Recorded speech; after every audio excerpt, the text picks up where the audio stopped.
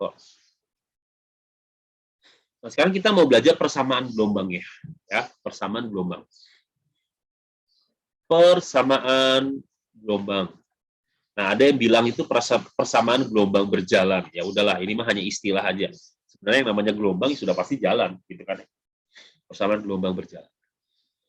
Persamaan gelombang berjalan itu rumusnya gimana sih? Rumusnya adalah Y.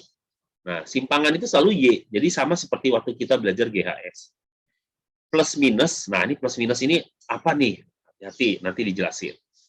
A sin WT, nah ini sama kan? Plus minus KX. Nah, yang membedakan tuh muncul KX.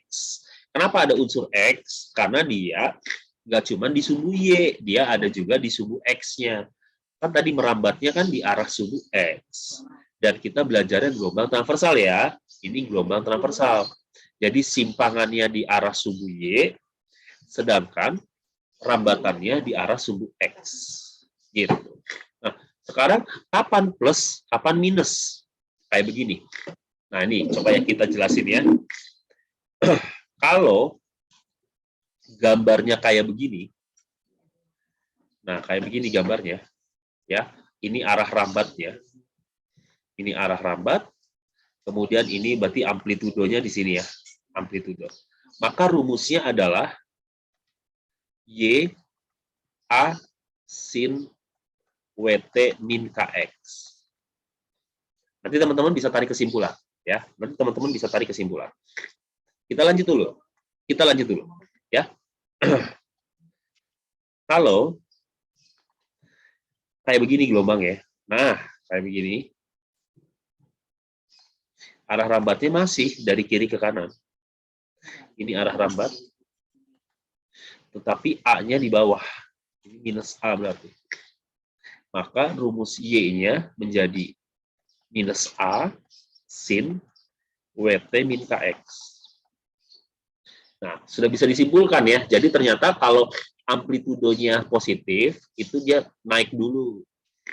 Kalau amplitudonya negatif, berarti dia turun dulu. Kan udah ketebak dari dua gambar ini. Masih ada kemungkinan yang lain? Masih. Yuk, kita lihat. Sekarang, kayak begini. Nah, arah rambatnya sekarang dari kanan ke kiri. Tapi A-nya naik ke atas. Ya, kita udah tahu kalau A-nya naik duluan berarti positif. Sin WT plus KX. Oh, jadi kalau dari kanan ke kiri, itu tanda yang di dalam kurungnya itu positif. Gitu ya. Kalau ini, sekarang ke bawah dulu. Ya, ini kurang lebihnya ya. Arah rambatnya dari kanan ke kiri, sama. Ini arah rambat. Tapi A-nya negatif. Ini min A. Maka Y sama dengan min sorry, warna biru. Y sama dengan min A sin WT plus KX. Nah, jadi kesimpulannya apa? Kesimpulannya adalah dari 4 gambar ini kan teman-teman bisa lihat.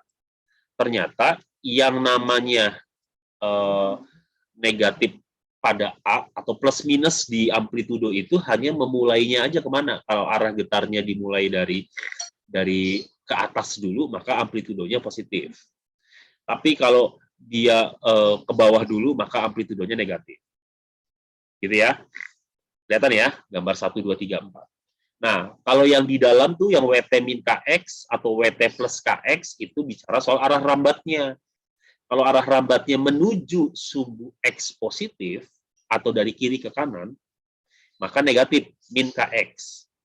Tapi kalau dari kanan ke kiri atau menuju sumbu X negatif, dari kanan ke kiri, maka WT plus KX. Nah, gitu aja kesimpulannya. Ya, oke? Kalau mau ini ya oke lah, tulis aja. Kalau A-nya positif, berarti ke atas dulu, gitu kan nih? Ke atas dulu. Kalau negatif, berarti ini ke bawah. Kemudian, kalau seandainya Kx ya, Kx-nya itu positif, berarti ini dari kanan ke kiri gitu ya, dari kanan ke kiri. Kalau negatif, dari kiri ke kanan. Udah, selesai. Anak-anak sekalian, ya, simpel kan? Jadi nggak membingungkan gitu. Rumusnya sih asin WT juga, tapi ada plus minus KX-nya doang. Nah, nanti yang sering kita pakai yang dari kiri ke kanan dan yang ke atas dulu. Jadi yang sering kita pakai yang mana? Yang sering kita pakai adalah Y sama dengan A sin WT min KX. Ini yang sering kita pakai. Berarti yang kayak bagaimana? Yang kayak begini. Dia ke atas dulu, kemudian dari kiri ke kanan. Ini A-nya, lalu ini arah rambatnya. Ini yang akan sering kita pakai. Lalu kalau mencari V gimana? Mencari A gimana? Sama aja. Ya berarti ini omega A cos, ya ininya tapi WT min KX. Gitu. Mencari A-nya gimana? Ya sama aja, minus omega kuadrat A sin WT min KX. Oh sama aja Pak, sama persis. Nggak ada beda, cuman ada K-nya doang gitu. Ada X dan K-nya doang. Ya, lainnya mah sama. Gitu ya. Rumus K di sini adalah bilangan gelombang. K di sini adalah bilangan gelombang. Rumusnya bagaimana? Nah, supaya nggak salah, rumusnya adalah K sama dengan 2pi per lambda. Gitu ya, K sama dengan 2pi per lambda. Ini rumus baru nih, memang nambah sedikit ya. K bilangan gelombang, rumusnya 2pi per lambda. Nah, teman-teman ada juga kehati-hatian. V yang di sini. V yang di sini itu V apa? V yang di sini, sekali lagi, V yang di sini adalah kecepatan getar ya. Ini kecepatan getar. Kalau V yang lambda dikali F atau V yang lambda per periode, kalau ini adalah kecepatan gelombang. Nah, bedakan ya. Kecepatan getar sama kecepatan gelombang. Kalau kecepatan getar itu seberapa cepat dia naik, turun, naik lagi. Seberapa cepat, itu kecepatan getar. Tetapi kalau kecepatan gelombang itu seberapa cepat si satu bukit dan satu lembah ini bergeser. Gitu. Ya, jadi dua hal yang berbeda. Oke? Hati-hati ya. Kalau kecepatan getar itu seberapa cepat si bendanya itu naik dan turun. Ya, naik dan turun. Tapi kalau kecepatan gelombang itu seberapa cepat si satu bukit dan satu lembah itu bergeser.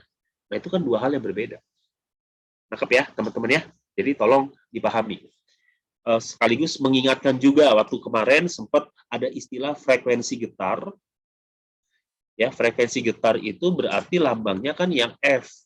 Kalau frekuensi sudut, nah itu lambangnya adalah yang omega. Nah, ini juga jangan lupa ya, istilah-istilah kayak begini harus diingat. Kemudian pi.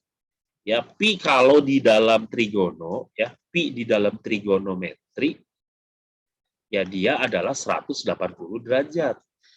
Tapi kalau pi di luar trigonometri, ya di luar trigonometri, ya dia berupa konstanta, yaitu 3,14. Sampai sini jelas ya? Ini hanya mengingatkan kembali, supaya nggak lupa. Ada istilah kecepatan getar, ada istilah kecepatan gelombang. Oke, cukup dulu untuk pertemuan hari ini.